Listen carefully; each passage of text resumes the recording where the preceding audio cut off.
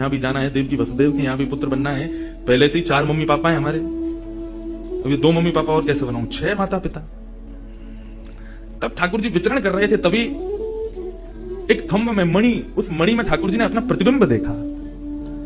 ठाकुर जी अपना प्रतिबिंब नहीं देखते, क्यों? बहुत कम देखते हैं। जब श्रृंगार आरती होती है लाल जी की, तभी इनको प्रतिबिंब दिखाते हैं, और उस प्रतिबिंब में भी इतने इतराते हैं महाराज, उसमें भी स्वयं को देख करके खुश हो जाते हैं, वाह मैं कितना प्यारा लग रहा हूं।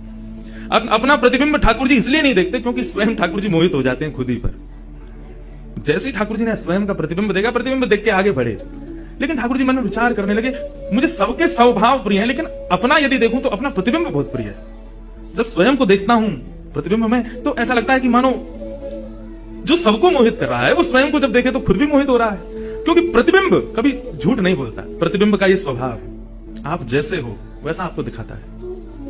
ठाकुर जी ने जब प्रतिबिंब देखा, अपने उस प्रतिबिंब स्वरूप को ठाकुर जी ने स्थिर कर दिया, और स्थिर करके अब तो ठाकुर जी लाए महाराज लक्ष्मी जी की पूरी पेटिका लेकर के आए श्रृंगार की, और अपने प्रतिबिंब स्वरूप को ही उन्होंने श्रृंगार करना प्रारंभ किया। किशोरी जी के श्रृंगार का इतना भाव बताते हैं, किशोरी जी की नथबेसर ऐसी, किशोरी जी के कान के कुंडल ऐसे, किशोरी जी के पांव की महावर ऐसी, क्यों ना हो, क्योंकि श्याम सुंदर ने श्रृंगार किया है। किशोरी जी का जो स्वरूप है वो ठाकुर जी ने उसका श्रृंगार किया है। नारायण बैठे महाराज सिंहासन लगा करके अपने प्रतिबिंब का ही श्रृंगार कर रहे हैं। मोर पीछ हटाया,